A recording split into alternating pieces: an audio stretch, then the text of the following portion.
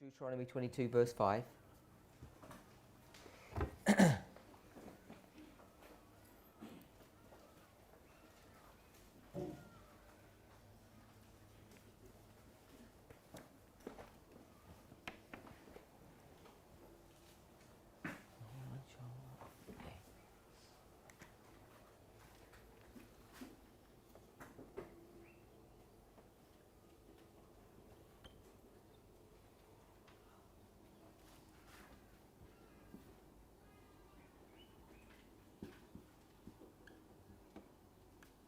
It says, the woman shall not wear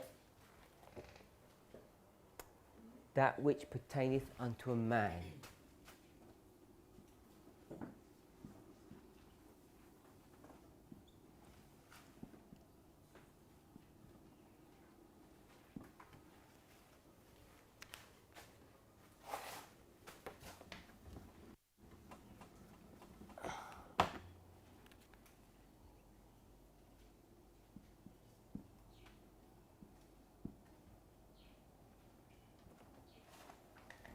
The next phrase says, neither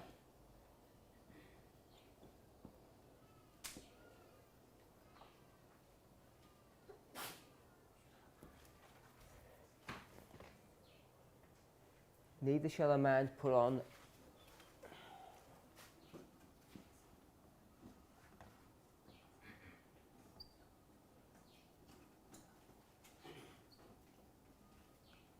so we change the last part slightly.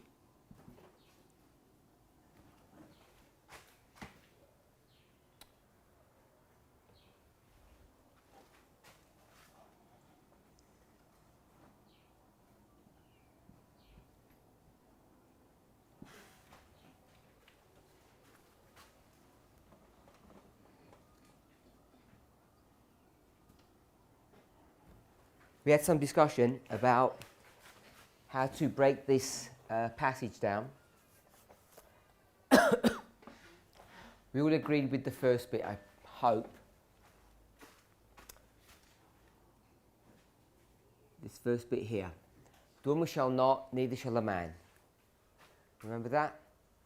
All that straightforward. And then we saw wear and put on. And then it got a little messy. What did we say then? My brother? He said that is wearing his garment. Then which pattern is going then and one is going his own. And he said that one is carrying.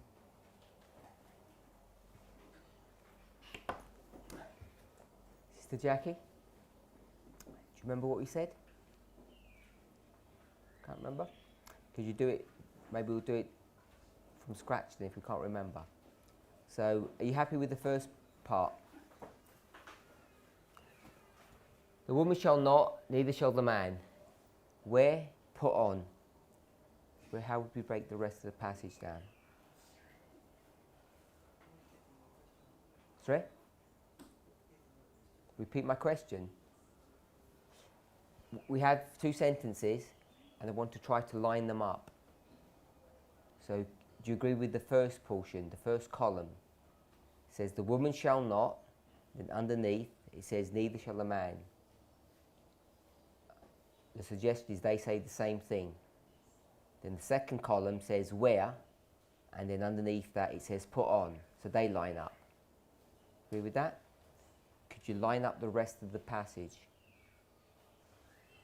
The top one, the first row says, that which pertaineth unto a man, and the second row says, garment, a woman's, or in the original it says a woman's garment.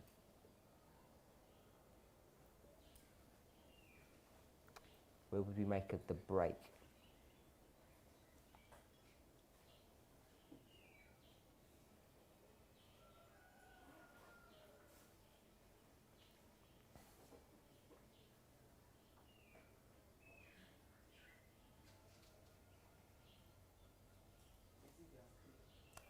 Sorry?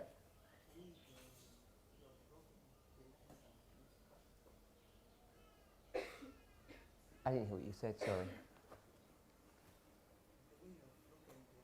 The way I've broken the line, it's good. Yep, I agree it's good. But we can break it down more.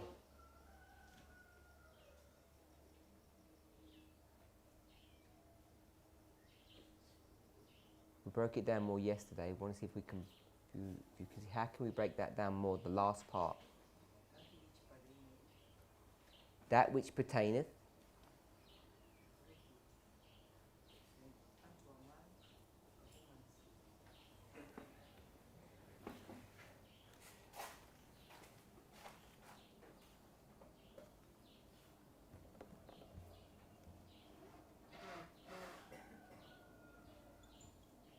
Like that.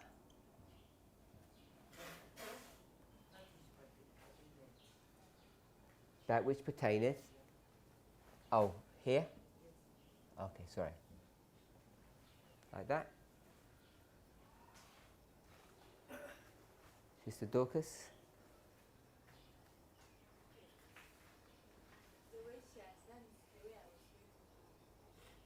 You're going to do it like that? Same way? Sure that's good? So, the word pertaineth in English, what does it mean? To pertain. Belong. So we'll change this then. We'll say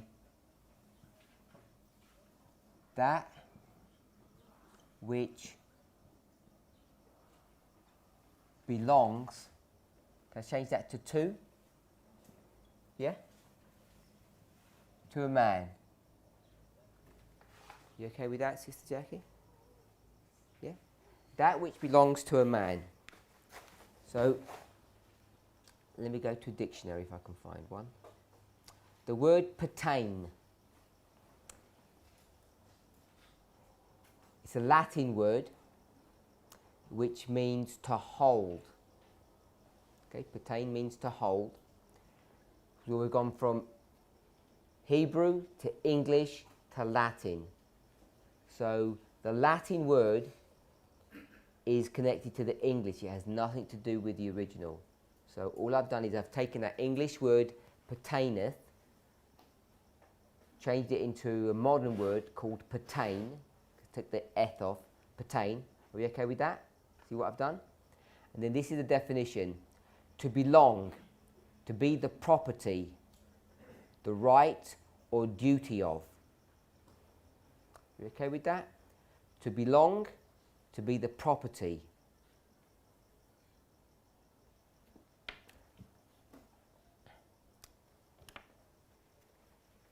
Give a Bible verse for that, shall we?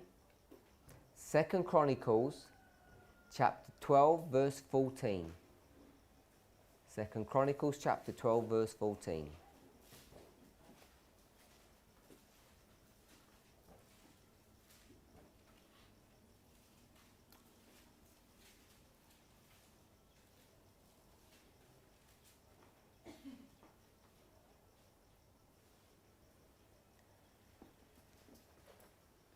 My sister at the front.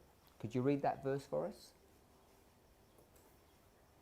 2 Chronicles 12 verse 4.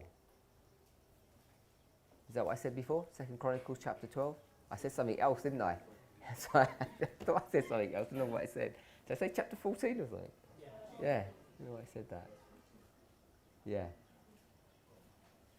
2 Chronicles 12 verse 4. It's been a long morning. You've got to read a bit louder so we can all hear. And he took the fine city which pertained to Judah and camped in Jerusalem. Good. And he took the fenced cities which pertained to Judah and came to Jerusalem. So even though we haven't read the context, someone came and destroyed the fenced cities which pertained to Judah and then he came to Jerusalem. So can we see the word pertain there means belong? Yeah? It naturally fits there. And he took the fenced cities which belonged to Judah. Everyone okay with that? So we agree with Sister Dorcas' definition. Yeah? In fact, that's the definition that we had yesterday. So that which belongs to a man.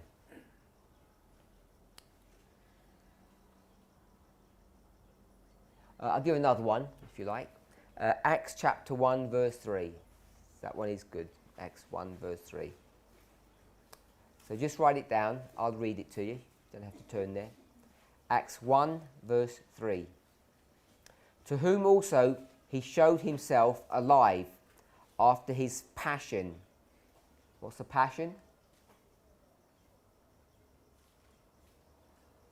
His passion. Who's he talking about? Who had a passion? Sorry? Strong desire? No, it doesn't mean strong desire in this context. Who is it says his. His. Who was that talking about? Christ. Have you all heard of a movie called The Passion? We heard of the movie called The Passion? We must have heard it. It was a famous movie about Christ. Did you hear about that, my brother? Yeah? So it was called The Passion because the passion is what? What is the passion? Benjamin, what's the passion?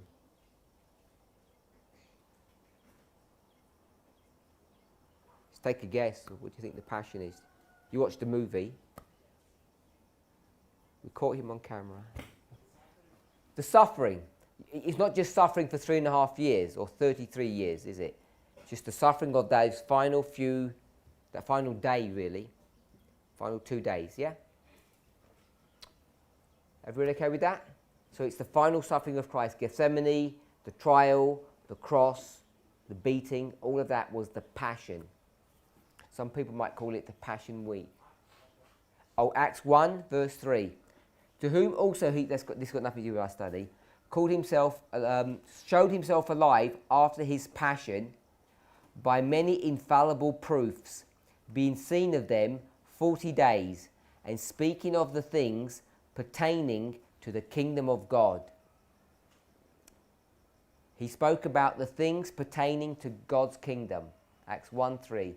That means the things connected to God's kingdom. Yeah? Connected to, belonging to. We're okay with that? I'm giving you 2 proof texts to show you what the word pertaineth means, or to pertain. Coming back to our passage. That which belongs to a man. Then underneath that, what would we put? Sister Dorcas. Doing the bottom one. He says, neither shall a man put on the garment of a woman, but it says a woman's garment. So if we put it back in its original, it says a woman's garment. So which bits line up with which? Sorry? Which bits line up? Because you said you agree with this line up. Yeah?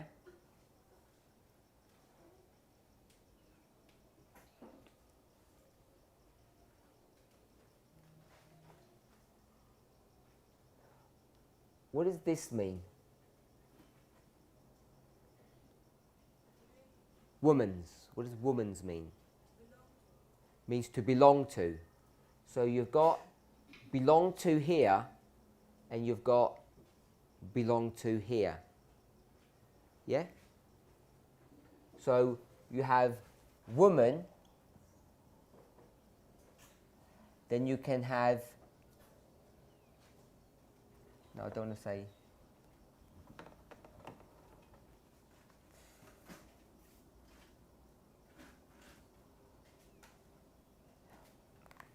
I won't do that. So you have woman in the singular. When you put an apostrophe S, it doesn't mean lots of women. The reason why I was going to do it is because I was going to say woman's, but there's no such word as woman's, is there? because you change it to women when it becomes plural. Yeah? So when you put an apostrophe S, it means belonging to the woman. Everybody know that? Yeah? That? So if we change this, what does this mean? Let's change that then. A woman's, how would we say that?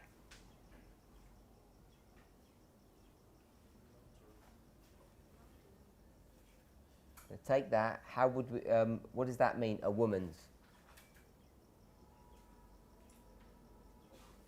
My brother? Are we okay with that?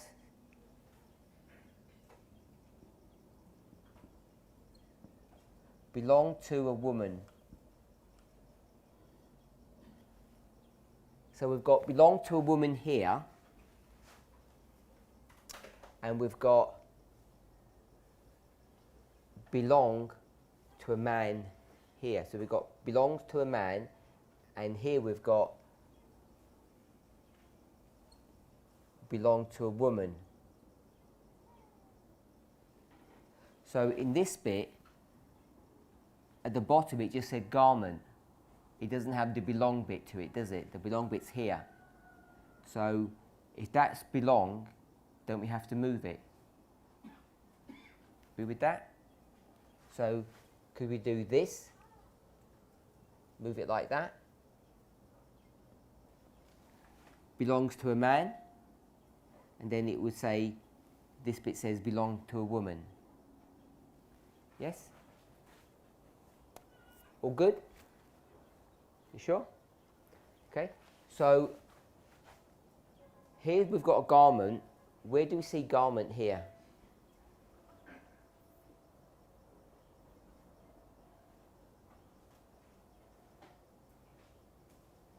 Which word is garment?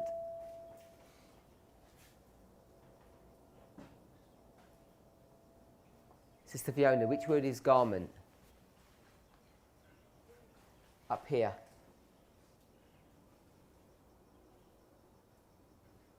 You agree that wear means to put on, but no problem with that. So hopefully you agree that pertaineth means to belong. So it says belong unto a woman. We take the apostrophe S off. Agree with that? So this one, where does it say garment? Sorry? Unto a man is here. We're only in this bit here. Where does it say garment up there?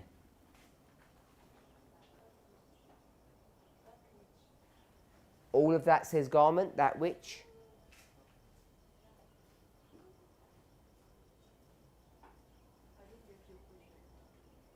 I want to line up things as best as we can.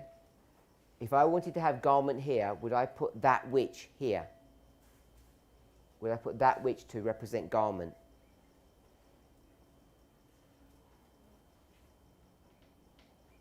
So I've got, neither shall a man put on garment belong to a woman. You okay if I wrote that here? Belong unto a woman. So all I've done is taken out the apostrophe and just changed it. Yeah? So it would read, neither shall a man put on garment belong unto a woman. So make that sentence sound a bit better. Sister Joy. Just make that sound a little bit better. Add a word in or whatever you need to do to make it sound a bit. The bottom one. Neither shall a man put on garment belong unto a woman.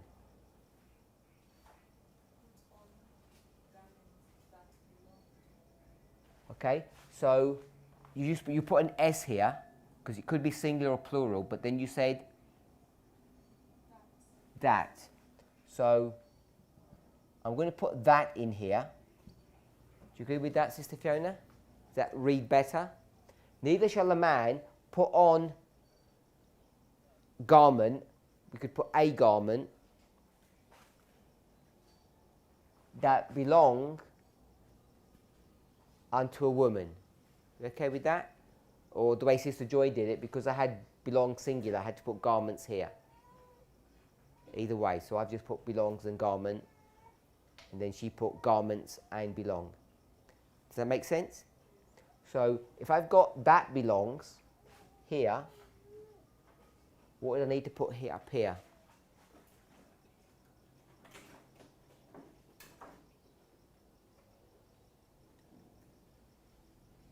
Sister Monica?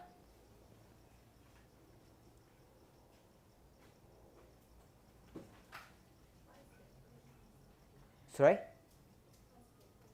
What's the question? I'd like this last part of the sentence tidied up. So I want to know where to put all the words in their right place.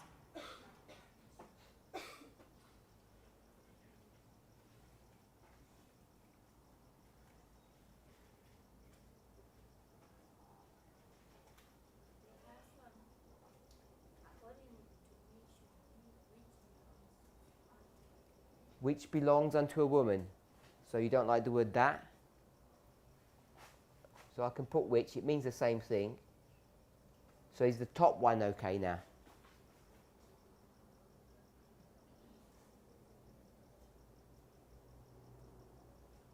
What does this word mean?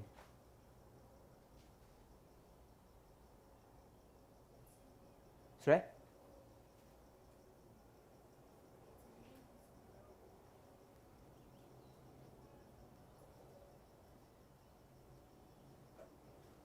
So it needs tidying up. You can see that, Sister Dorcas?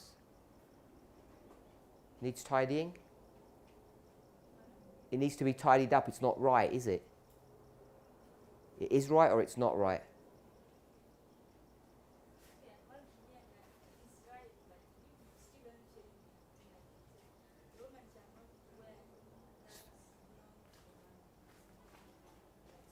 So we've got that or which. Either way, you can have...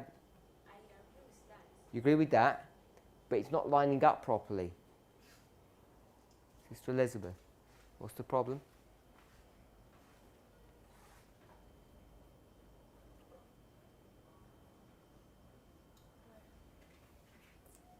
On the board.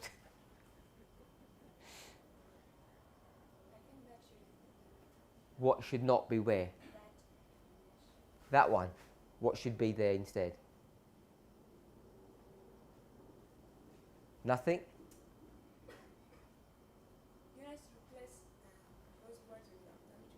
You've got to speak louder and slower, sorry.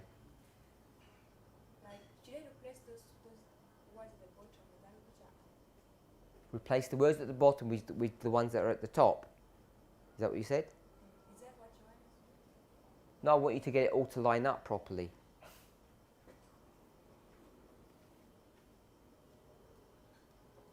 Because I don't know how the word belongs came. You don't know how that came there? Yesterday we said it should be, neither shall a man put on the garment of a woman. Without the apostrophe. So that means belong to. You agree with that? Apostrophe S means possession. So we took the apostrophe out and we put the word belong. She owns it. Okay, then we can put the word that in there. Put the that here. That way. Yeah? So we either put the either have to move this one here or move. Three options. We put it outside or remove it or remains. We put it that side. Option 1, remove it. Option 2, It remains there. it remains there. Okay, so if it remains there, there's a problem. Because we've got this one in the wrong place then, don't we? Yeah. How much is the outside? Okay, so we move that over there. Okay. So we'll do this. So this is where we got to yesterday.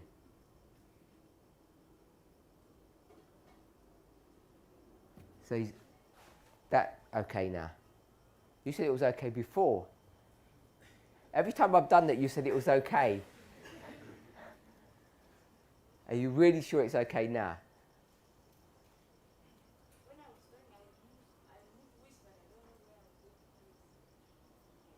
Okay. Are we okay with this now?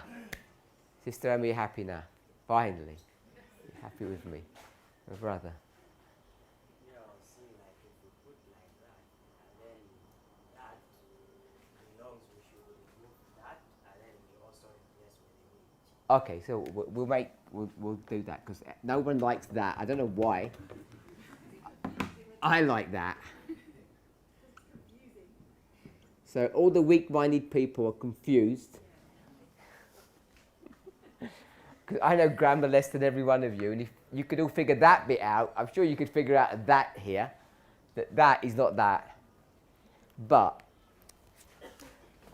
we'll help you out, since you helped us out. Everyone fine now? So, let's paraphrase. I won't do the paraphrase. The woman shall not. Okay with that? I haven't paraphrased that. It's the same one. The woman shall not wear the garment which belongs to a man. Are we okay with that? So that here means the thing which belongs to the man. Yes? Everybody agree with that? So I'm going to change that to the thing. Or that thing. Yes? And how do we know it's a garment? How do we know it's a garment?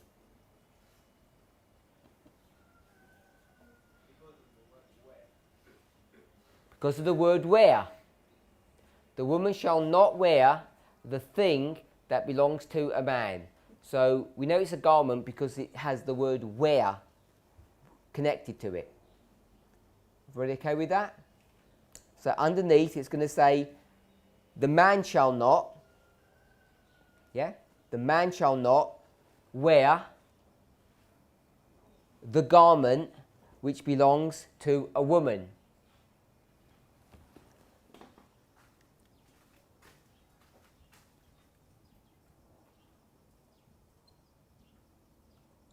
Everyone fine with that now? The woman shall not wear the thing, the garment, which belongs to a man, and neither shall the man wear the garment which belongs to a woman. All neat and tidy?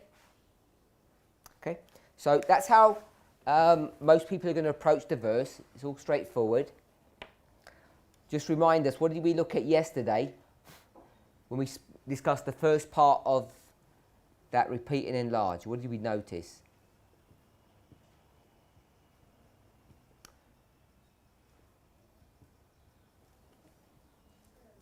We noticed the chiasm. Can you just simply tell us the chiasm that we noticed? It's here. Just shout out the words. Woman shall not. I'm going to say neither is not. Yeah?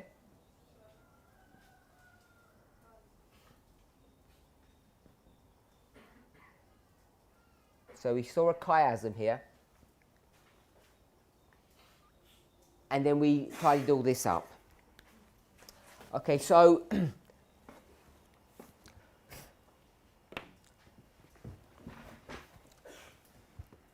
we've spoken about Miller's rule. And we speak about, yes, we spoke about another one as well. I wasn't going to address that one. I'll leave this here because I think people might have a problem with the second one, so I left that deliberately. So when we start talking about Miller's rule, rule number 1 says what? Put your hand up. Who's going to shout out? Okay, so that's what the rule says, but what we have our own. Can we say it? We have our own version of it? We'll get into trouble from our enemies. If they're listening. How do we want to? And I mean it in a serious way, because it says every word shall have its proper bearing upon the subject, something like that. But we want to understand what that really means. So someone tell us what we... So I think it's on the back of one of the boards. My brother? Yeah?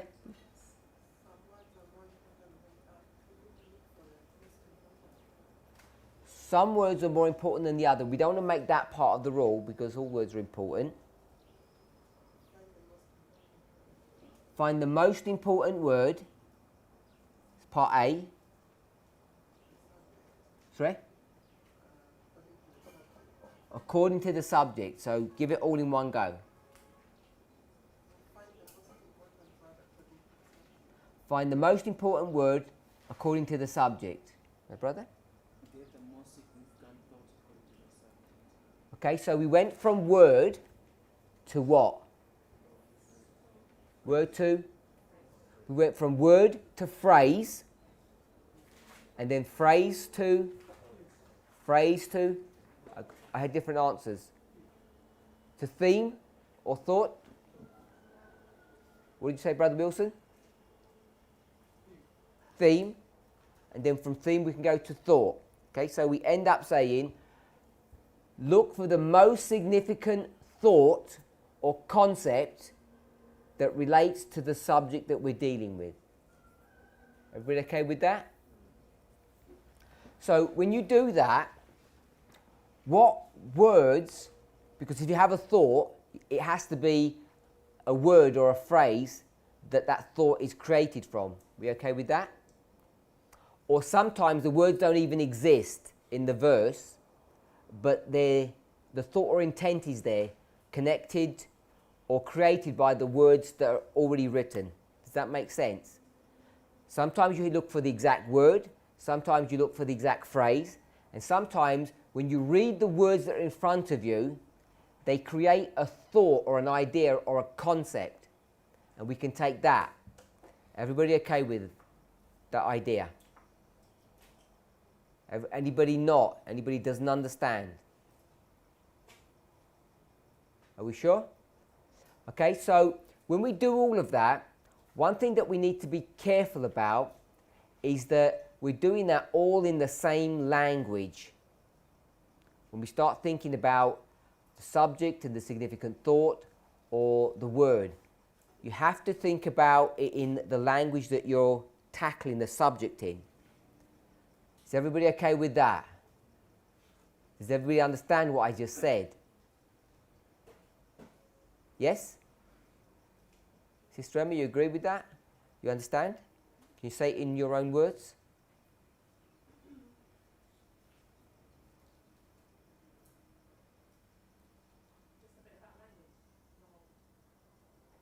We've got the rule bit, but in the context of the language, we've got to make sure we know what we're doing.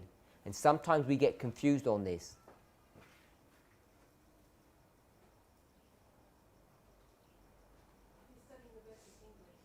If you're studying the verse in English, you must look at the thought or the concept in English. Tell me what you've done? Yeah? Okay, so we're done. So if you're reading in English, the thought, the concept, the idea, which is the most important one that's dealing with the subject, it has to be in the same language. Do you understand that? Did we follow that rule just now? Brother Kuta, did we follow that rule? Are you sure we did? Yes? My brother, did we follow that rule? You certain? Sister Emma? Did we follow rule number 1 when we just did all of this?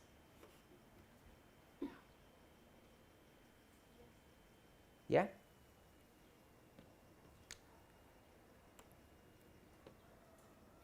Brother Rogers, rule number 1, most significant thought, most significant word or idea according to the subject. So I'm not going to ask you what the most significant thought or idea in here is. I'm not asking that question. But the question I'm asking is,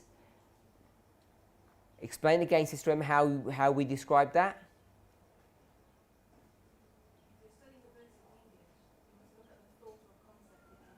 Okay, so if you're looking at the words in English, you must consider the thought or the concept in English. Show me when we did that here.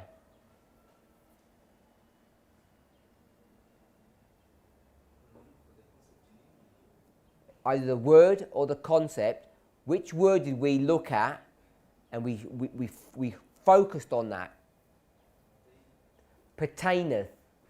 We looked at the word pertaineth and we contracted it to a root word which was to pertain, which means to belong. Are we okay with that? So we took the thought or the idea that was in English and tried to understand it in English. Are we okay with that? Then we took another one. What other one did we do?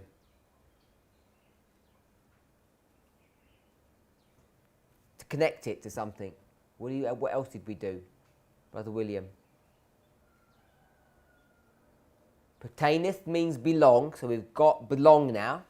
And then what did we do, Brother William? We also made sure the word woman makes sense. Bit more. And So which word are we looking at? we looked at the word pertained. We've done that one. Which word are we looking at now? And you just said? Woman. We looked at the word woman. And in the English, the thought, the concept, the idea is what? Because it doesn't say woman. Puts it in a possessive. So we saw it was woman apostrophe S. And that does what? Puts it into a possessive form. So we looked at the thought of the concept in the English for woman's, and then it said belongs to a woman. So we got belong and belong. Are we okay with that? Can we see how we're using rule number 1? We're not using the most important thought. I'm not suggesting that, because it may or may not be, depending on what the subject was, but we're approaching it with the thought of the concept in its original language. Are we okay with that? Any questions on that? So that's rule number 1. Now rule number 5 says what?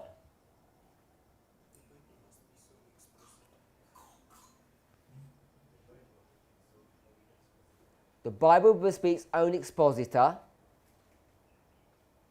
Bit more. That's part A.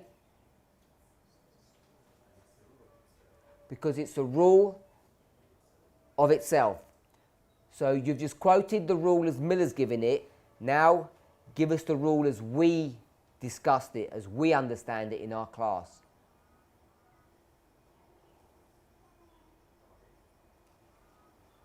All you did was just quoted the rule. Now I want you to explain what you just said, which means you have to say it in your own words. So rule number 1 says, every word has its proper bearing on the subject at hand. That means every single word does. We already know that, otherwise there would be wasted words. That is not helpful, I don't think.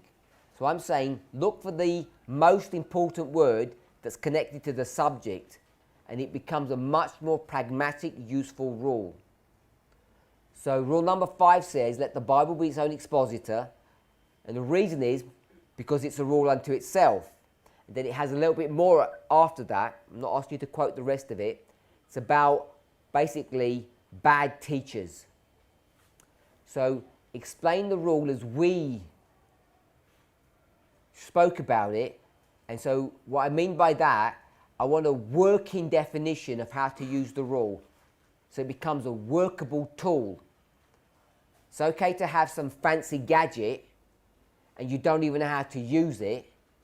Sometimes it's better to have a simple tool that you're actually familiar with. So I'm saying the rule as it's originally written, most people can memorize it, but they don't know what it means in practical day-to-day use. That's what we need to become familiar with when we deal with Miller's rules. What we do is we idolize them, put them on a pedestal, memorize them. But if we were to say, how do you actually use that rule? People don't have a good feel of how to actually use it. So we went through our class, and I want to know, what did we end up saying about the rule? That's what I'm asking you.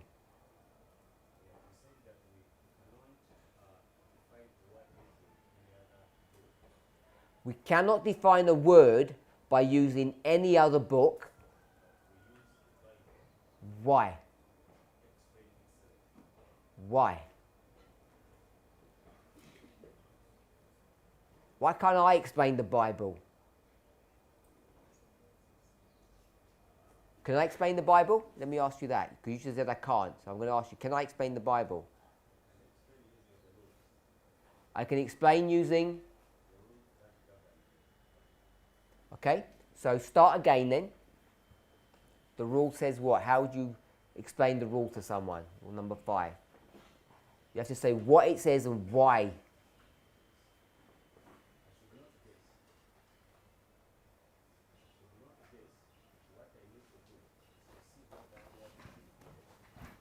Say that again. You should not guess.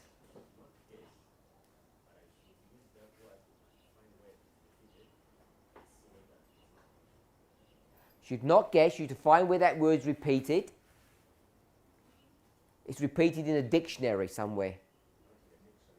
Why? The last bit. Why? Why can't you use a dictionary?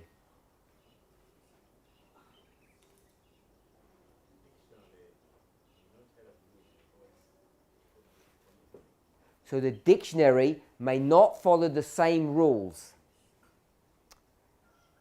So anyone else wants to have a go at the rule?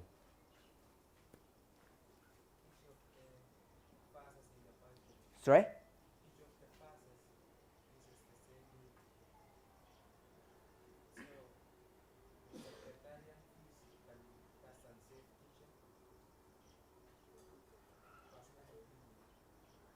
So we have, try and put it into a sentence.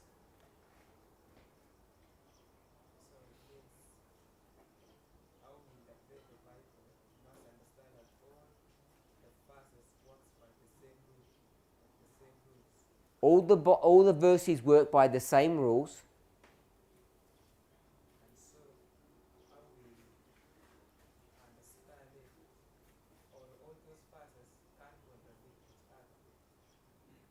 They can't contradict each other.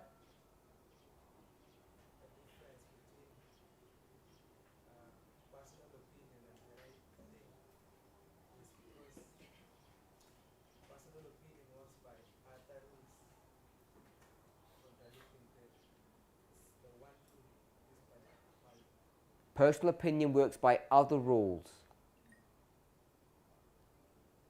Anyone else want to have a go? My sister. What are the other rules? It said personal opinion works by other rules. Tell me the 3 other rules. 3.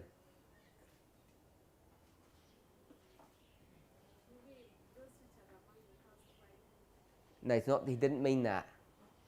Your personal opinion. Tell me the 3 rules that you're running by. Guessing, rule number 1. A creed, rule number 2, which means your own opinion. And you should not be proud, rule number 3. So personal opinion, they're the 3 rules. If someone's following one of those rules, don't trust them. If they're following the rules of the Bible, we can trust them. Okay? Brother Rogers, tell us the rule, number 5, in a sentence. The Bible is its own explainer because it's the one that understands its own rules. The Bible is its own explainer because It's the only one that understands its own rules. it's the only thing that understands its own rules.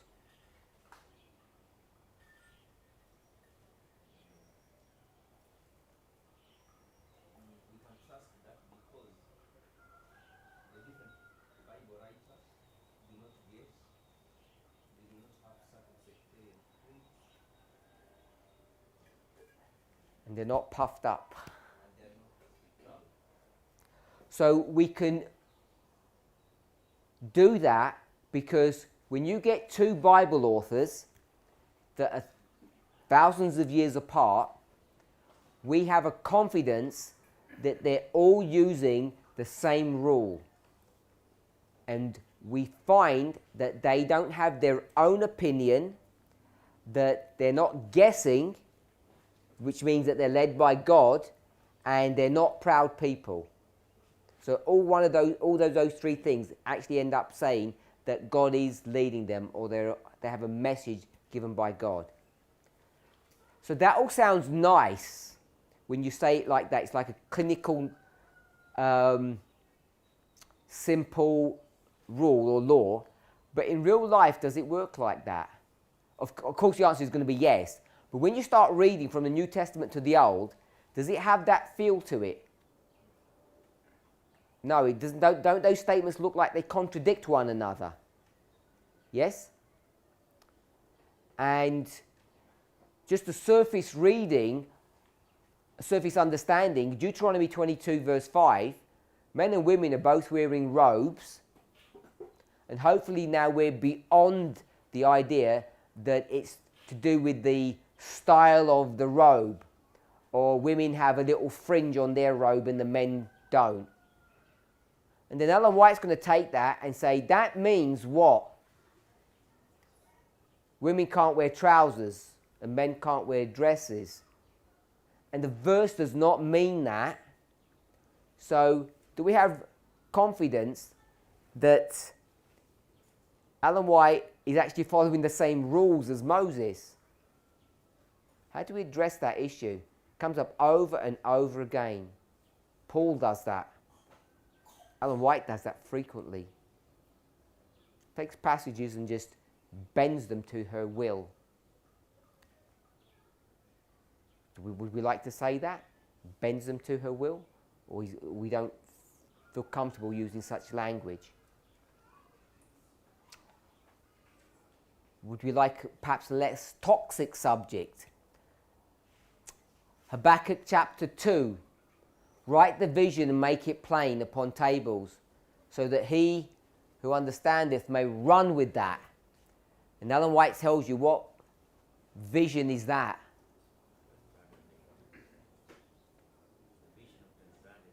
She says it's the vision of the 2300 days. And is that true? It's not true. Habakkuk knows nothing about the 2300 days. He's talking about the punishment that's going to come upon God's people. We can prove that. Habakkuk chapter 1 verse 5 and 6. We know that if you've watched or studied yourself on chapter 1 and chapter 2. So Ellen White says, forget all of that. It's 2300 days, Daniel 8:14. Ellen White, agree with the Millerites version. That's not bad enough. What else is she going to do? Where else will she go? Ezekiel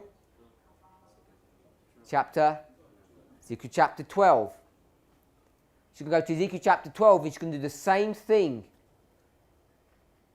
And not only is she going to do the same thing, talking about a totally different subject, they're actually going to end up twisting the verse and actually manipulating what tarrying means.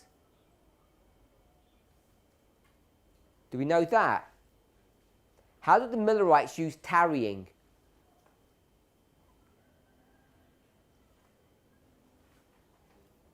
When they say tarrying, it's nothing to do with our subject. We have a line here, and we have a waymark here. Where do we put the tarrying time? Left or right?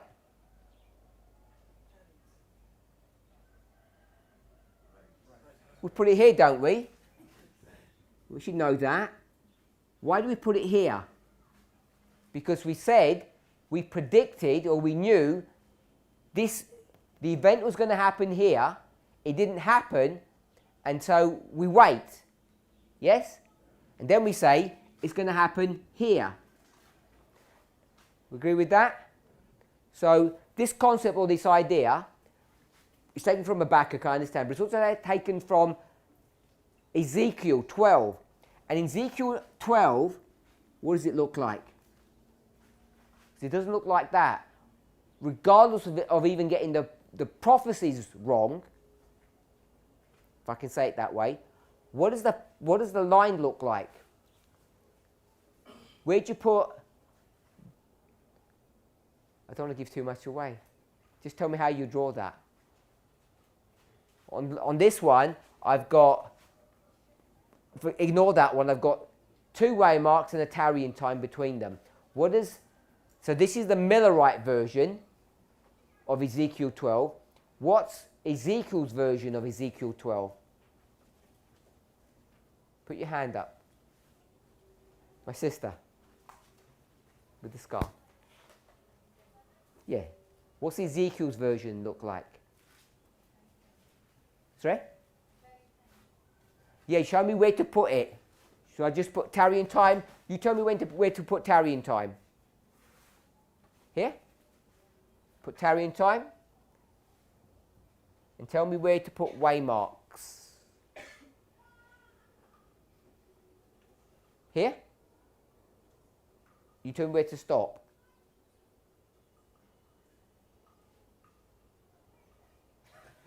I've got to go off the line, or you've got to come up, one of the two. Before or after? Before. So here? Here? Anything else?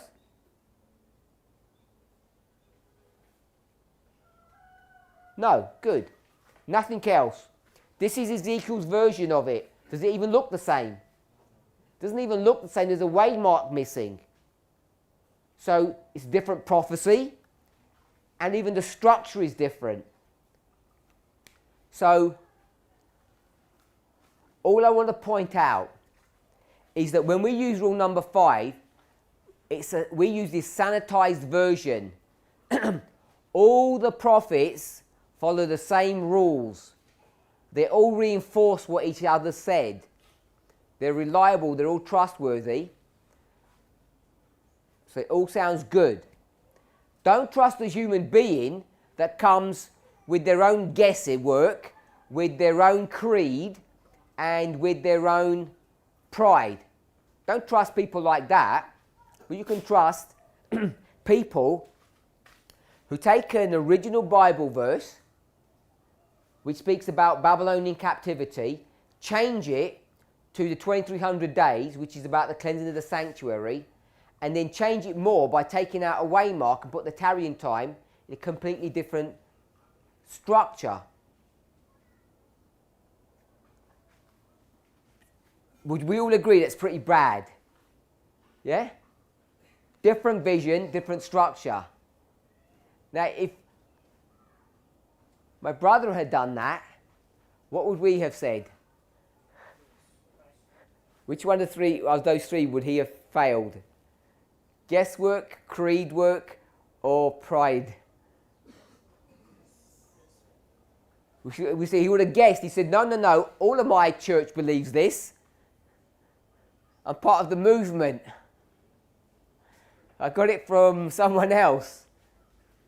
So, can we see, if we applied this to a person, we would say this is completely rubbish. Just because it's Ellen White that says that, what do we say? It's all good. It's all clean. So, hopefully we're all mature enough to understand that neither I nor any of us in this class have any concerns about Ellen White and her prophetic role. But I want to point out that the problem...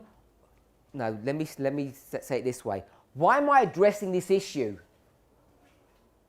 Why am I even highlighting this? Option 1, I don't like Ellen White and I'm attacking her. Option 2, I want to make a different point. Which one? Okay, you're my friends, UK, option 2. That's good, we're together. So what is the option 2? Why? What do I want to point out? Sister Schneider, what do I want to point out?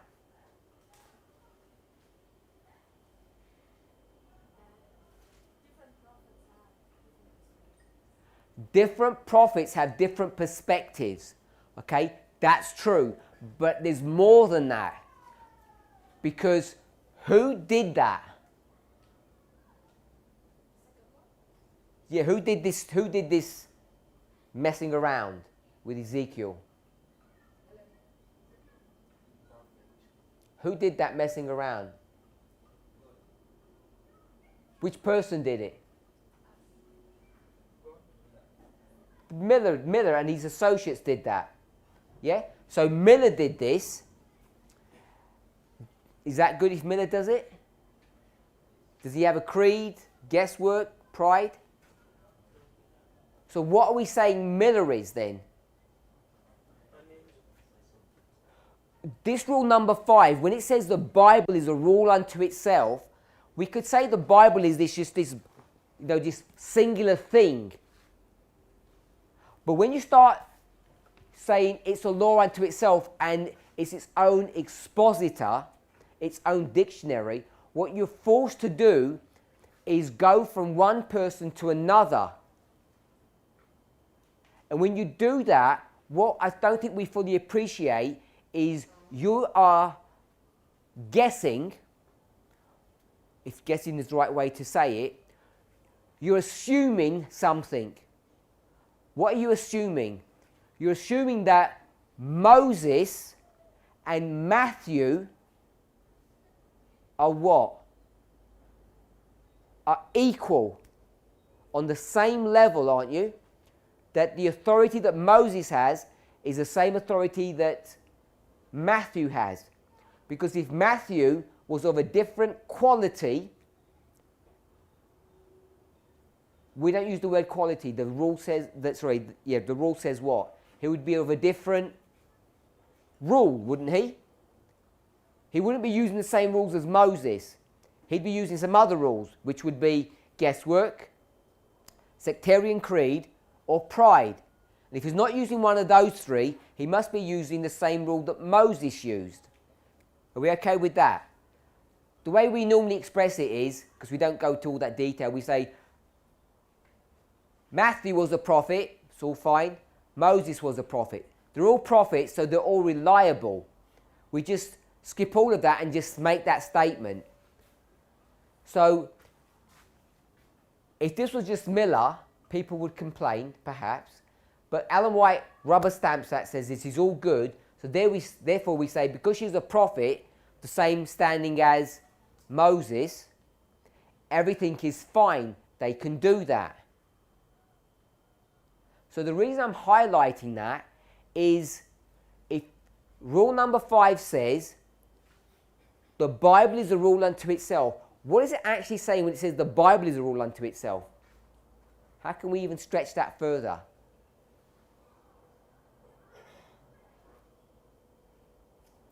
Because we make the Bible a book. Then the second part, or depending on how you break the verse down, what does it then go on to? From a book to... It goes from a book to a person. So if you compare and contrast, if it's a person at that end, what should it be at the front end? Person. It should be person and person. So we go from prophet to prophet. So we can trust any portion of the Bible. Why? Because the teacher was reliable. We call them a prophet. And as long as the teacher, that human being, follows the same rules, they become reliable, don't they? So I don't want to turn every person who is a good expositor into a prophet. I'm not trying to suggest that. But when you start pushing the boundaries, especially on prophetic issues, and it starts looking different, that person is turning into a prophet. Are they not? Isn't that how we're viewing them? Because if it's just a basic observation of what the Bible is saying, like, pertaineth means belong, does that make Sister Emma a prophet? No, she's using these rules. So we're okay with that. But when we start doing strange things, then you come into a place where it's not just a commentator. This is what prophets do. When they take statements from a previous prophet and they apply them in a different way. Yes? The most obvious place that we do that, I want to suggest, is Daniel 11 verse 40, where we create a second time of the end. We create a second time of the end based upon the reading of what verse? What verse? Book. Daniel, chapter 11. So which verse? Not 40. Not 40. Verse 36 is based upon our understanding, our version of verse 36. Verse 36 is controlling how we're going to approach verse 40. And we don't have prophetic license to do that.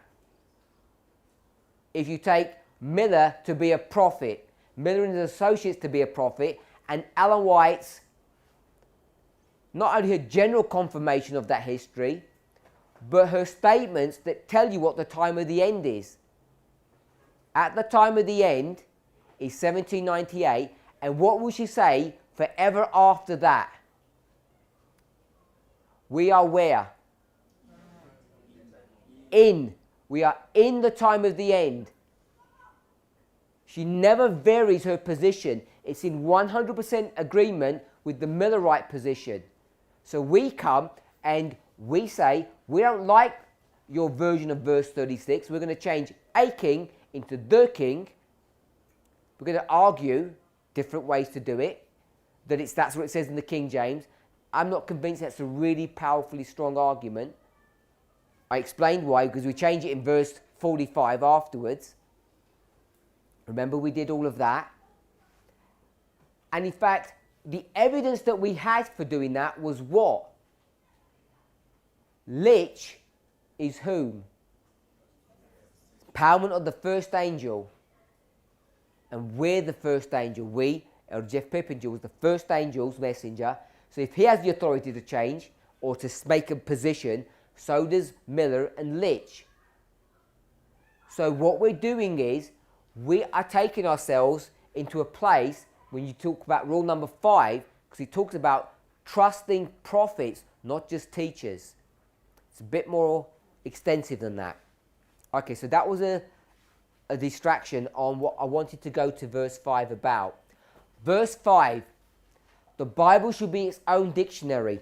When you do a study and it talks about its own expositor, its own dictionary, what you have to do is remain in the language.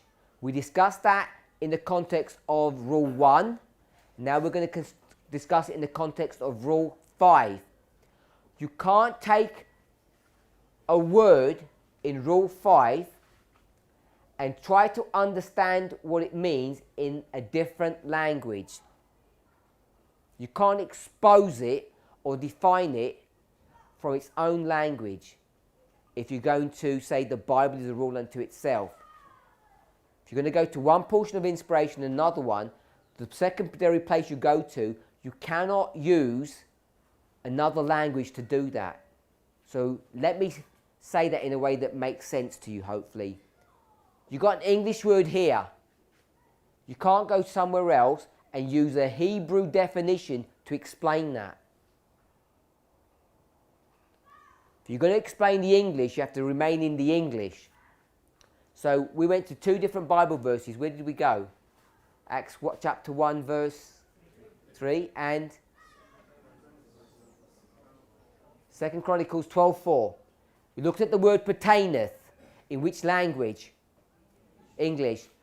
The first one that we went to, the one from Chronicles, what was that word pertaineth? No, not this definition. Did you look at it?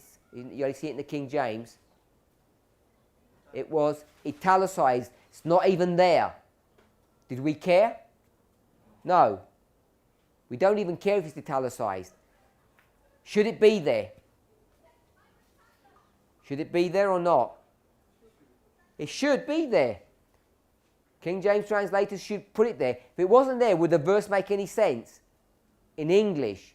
No, it wouldn't. So it has to be there. So we don't care about it's being italicized. We say it's there. So we've got pertaineth, pertaineth, pertaineth. They all mean the same thing. We're following rule number 5. It has to be done in the English. Everyone okay with that? So this is one of the reasons why we can trust Miller and the work that he did. Because when I say this carefully, because it's not 100% accurate, when he did his analysis, using rule number 5, did he jump languages? No. How do we know he didn't jump languages? What's our story that we have? It's kind of like children's story about him. What do we say about him? That we say he didn't jump stories, he didn't go to the Greek and the Hebrew. How do we know that? What tool did he use? He used a concordance, but a special one. He uses Cruden's concordance. And what's different about Cruden's concordance? Why don't we use Cruden's concordance?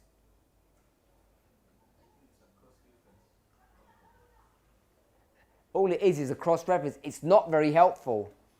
It just tells you every time you find this English word in the Bible. But what we want to understand is what the word means. We like to use dictionaries. Cruden's concordance is not a dictionary. It's a fundamental difference. It's fundamentally different to Strong's or Brown Driver Briggs. It's not the same. All it is an old-fashioned search engine.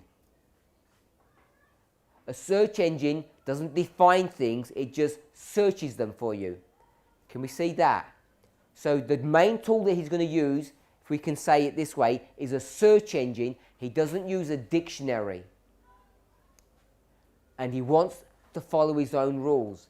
If he was like us and we had all these tools, he'd probably become lazy and make mistakes. We okay with that? Okay, so all I wanted to point out in all of that, besides the bits and pieces that I thought were useful to see, was when we've approached this verse, what we've done is approach it in the English.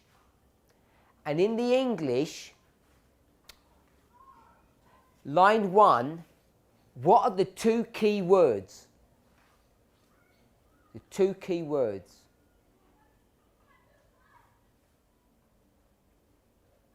We already discussed the first one.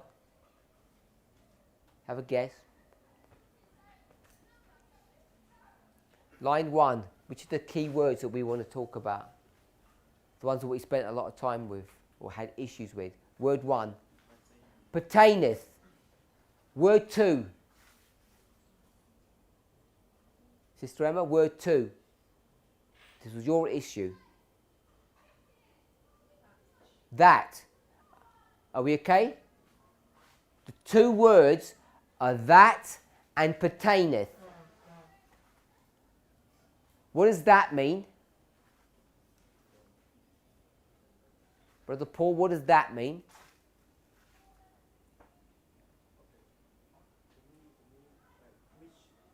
No. What does that mean?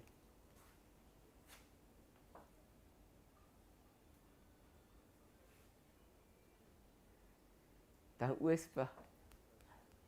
Not sure? My sister? What does that mean? One word. What does that mean? In our story, what does that mean? That means garment. We agree with that? Now, if you look at a dictionary definition of that, as Brother Paul was suggesting, that does not mean garment, does it?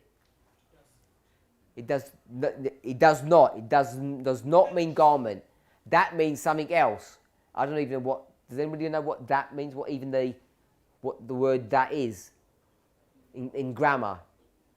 What kind of a word is it? Conjunction. I'm going to go with that. I have no idea. Don't even know what conjunction means. It's a conjunction. I thought conjunctions were what stars did. So, yeah?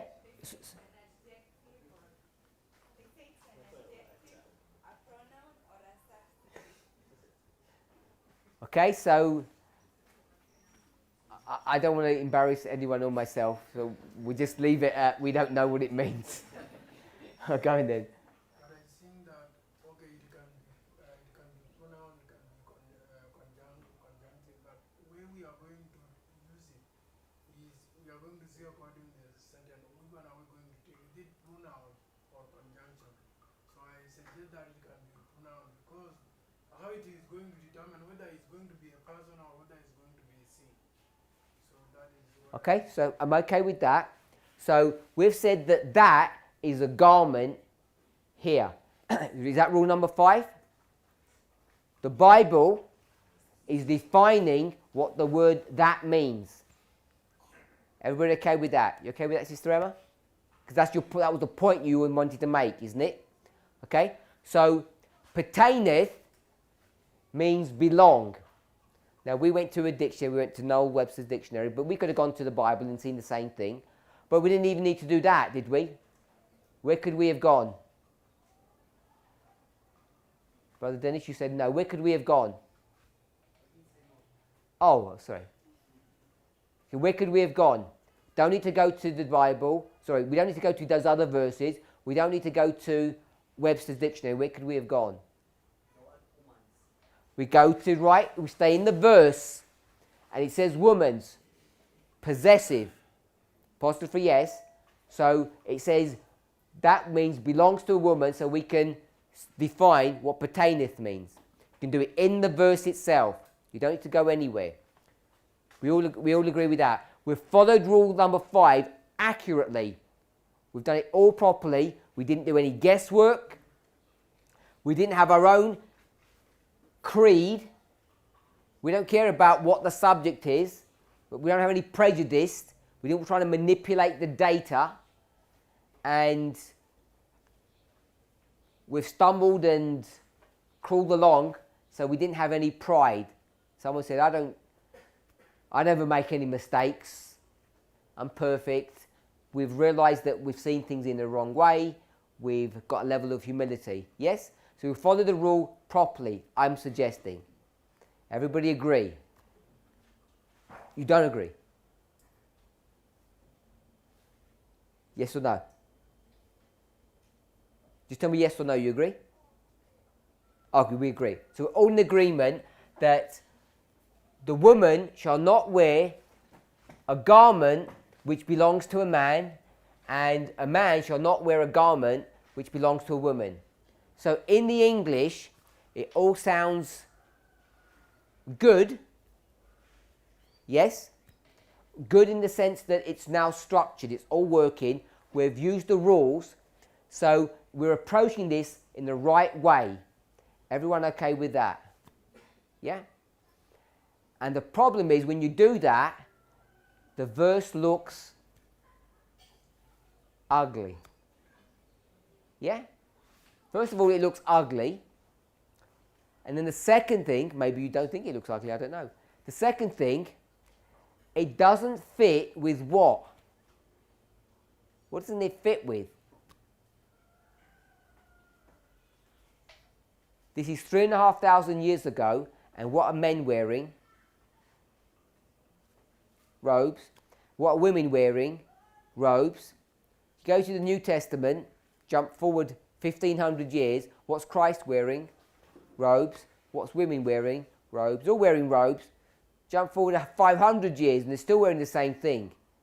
For the vast amount of human history, when this verse was made, everyone's breaking the verse. Are we okay with that? If we can get over this issue, which I think is quite petty, that people are going to tell you it's the style of the robe, or different colours, or women have flowers on their robes and men have, I don't know, plain or bold blocks or checks or something. All of that is supposition and guesswork, and we should avoid that. It's conspiracies. The verse in the English says, men and women should not wear each other's clothing. And the problem with that is this verse is 3,500 years old, and for around, we'll say 2,000 years of that history, everyone is breaking the rule. So all those people are abomination, if we're willing to say that. So does Jesus wear the same clothing as his mother?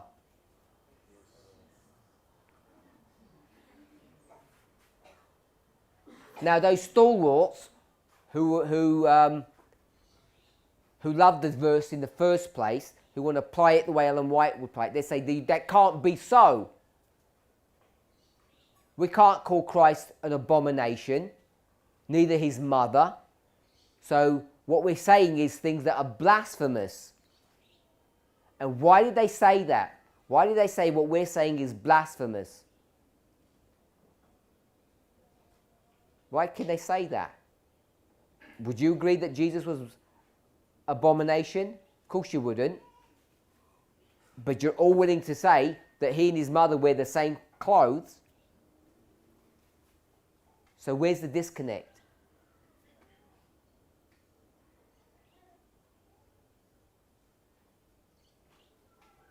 If you're going to approach this in the English, what are you going to be forced to do?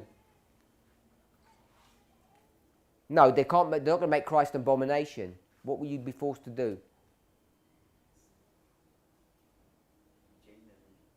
You have to start manipulating and changing stuff, twisting it slightly to say, women shall not wear the same style of garment that a man wears. So you're going to have to start adding style into this. It doesn't say it in the passage, so it's all about style now. So they can both wear robes, Jesus and his mother, but there'll be a different style or colour. You're going to have to make some distinction, and you start building things into the verse that aren't there. Otherwise you come up with crazy answers. Now if you think that's okay to do that, or it's crazy, think what Ellen White does to that. Ellen White doesn't just talk about some small variation in style between Jesus' clothing and his mother's. She's going to say, this actually means trousers and dresses. She takes it even further. And nowhere in these verses, the history doesn't teach it, the verse doesn't teach it.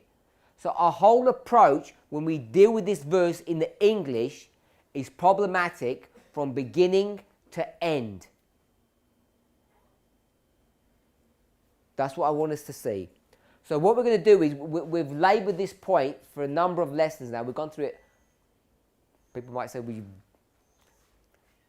too much. You've gone through it too much now.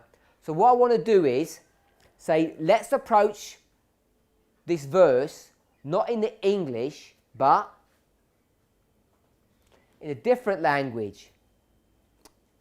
You've got two choices. We can either do it in the Hebrew or the Greek. Okay with that? So what we'll do in our next class is, we'll start looking at this in the Hebrew. See how we would approach it in the Hebrew, if it would all be the same thing. So I'm going to suggest already before we do that it's not going to look the same. It will be different when you start approaching this in the Hebrew. Are we okay with that? So to give you a clue, part of the problem that we had yesterday when we did this was I was looking at it differently and Sister Emma was looking at it differently. She was looking at it in English and I was looking at it in the Hebrew. So I already gave you a clue that I think the structuring of it in the Hebrew is different than it is in the English.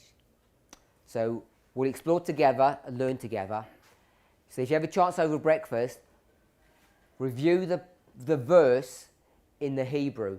Go to Strong's, King James Plus, and start looking at it and see what we can make of what's going on. So we're going to start looking at it in the Hebrew. Let's pray. Heavenly Father, we give you praise and thanks for your goodness. We ask that you would continue to guide and direct us. Lord, help us to enjoy studying your word, to find pleasure in it. At the same time, we ask that we would continue to have reverence for the sacredness of the words of life. But Father, as we read, we know that we are challenged. We're challenged by our own preconceived ideas, by our own limitations, by the mistakes that we make because we don't pay attention. Lord, we know that you have not revealed everything to us. All of this brings us to a place, Father, that we might not have confidence of where we are today and what you are doing with us. But as we see how you raise and use human beings, may we see, Father, that for whatever reason you have chosen us not only to be here at this school, but to be in this movement. Help us, Father, not to falter or to waver in our faith, in the belief that you have set us apart for a holy use. Breathe upon us the breath of God today, Father, and may we live in accordance with the high calling in Christ Jesus.